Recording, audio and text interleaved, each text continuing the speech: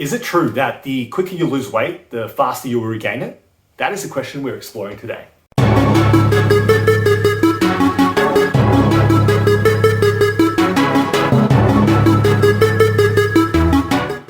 I'm Alexis, sports dietitian and nutritionist. Welcome to my channel. Great to have you here.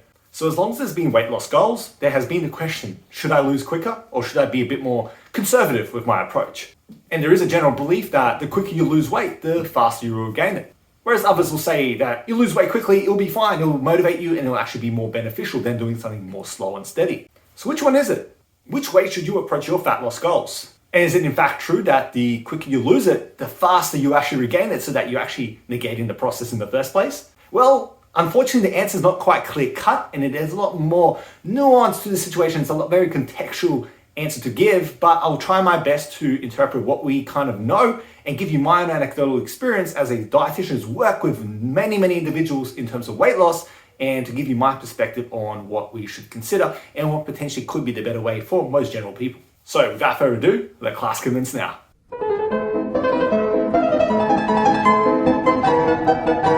So the fact of the matter is that there is evidence for and against quick weight loss and also for slow weight loss. Like there's evidence out there to support one claim on another. In fact, we do have research that shows that the differences in weight loss and weight regain can be very similar across those who lose it quickly and those who lose it more steadily. In fact, some would show that the fast, rapid weight loss would lose more initially and that the regain would be much the same. So based on that, you'd think, well, then why not just lose it quickly? But at the same time, there's research also to support that the quicker you lose it, the more you regain it. That kind of what I call the cycle, the hamster wheel of dieting, where we see that time and time again, where people aren't able to build the guardrails, the frameworks, or the habits, so to speak, to sustain the behaviors that got them there in the first place.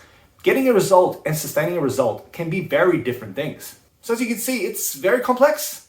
Makes you wonder, which one should I do? Because, there's evidence to support this way and there's evidence to support that way. Well, this is when we have to start going, okay, let's just not look at just the weight. We have to look at the bigger picture, because when we look at just the weight, then you can make the argument that it's much the same, so why not lose it more quickly? But then again, you also got to understand that it depends on your definition of what rapid is and slow is. General consensus is that rapid weight loss is when you're losing, 1 kilo plus a week, and whereas slower weight loss is less than that.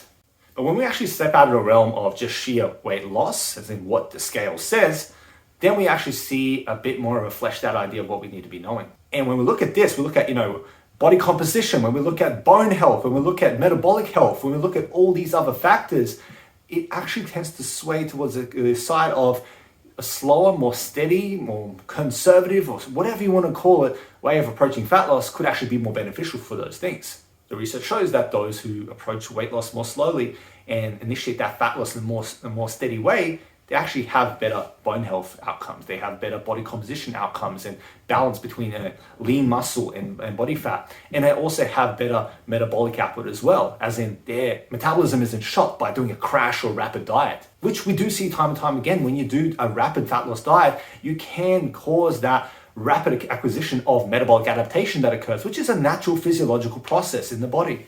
So based on this, you can make the argument that, while the weight losses are very similar, this kind of pushes the narrative to the side of maybe a more slow and steady approach for most people will be beneficial. But you also then got to consider that your individual circumstances and situation matters as well. Someone who has maybe only a few kilos to lose is going to be very different to someone who's got maybe 100 kilos to lose. And someone who's got only a few kilos to lose maybe will be very much needing something a bit more slow and steady to not really cause any other issues and to be more realistic. Whereas someone who has a lot more to lose, let's say 50, 60, 100 kilos, they may have a bigger margin of error, so to speak, to work with, but also more margin of being able to lose body fat without impacting other processes in the body. So you can see how it's very nuanced and very multifactorial when it comes to this, but the general gist of it is that it can really depend, but the evidence still does sway more on the side of a more strategic approach at least. It can still be streamlined. I like to call it streamlined. It doesn't have to be slow and steady. It's not like a tortoise in the hare race, where you have to be slow. It doesn't have to be that, hyperbolic. But what we're talking about is the fact that maybe something more streamlined, but not rapid and crash diet-like, could be beneficial for you because of the other factors outside of just the weight scale. And just from my own anecdotal for helping people individually with their weight loss, I have seen time and time again how much better it is to have a more steady approach, more strategic approach to fat loss, especially depending on the circumstances of the individual.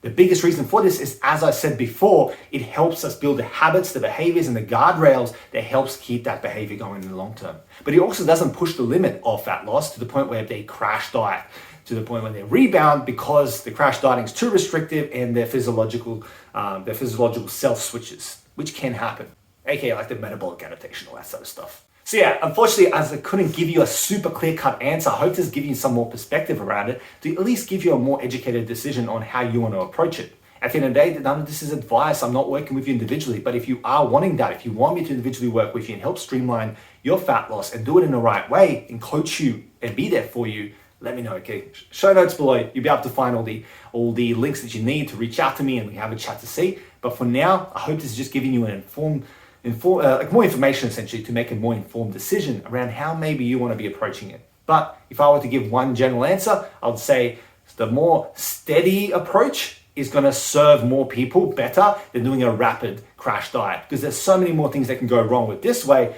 versus the more steady approach. So keep that in mind. Now I want you to do this comment below. Comment below, let me know, how's your fat loss process going at the moment? Are you succeeding or are you actually struggling? Let me know in the comments below. And as always, hit the like button if this has given you value or changed your perspective. I want to know that it's helped you, so give it a like and show it some love.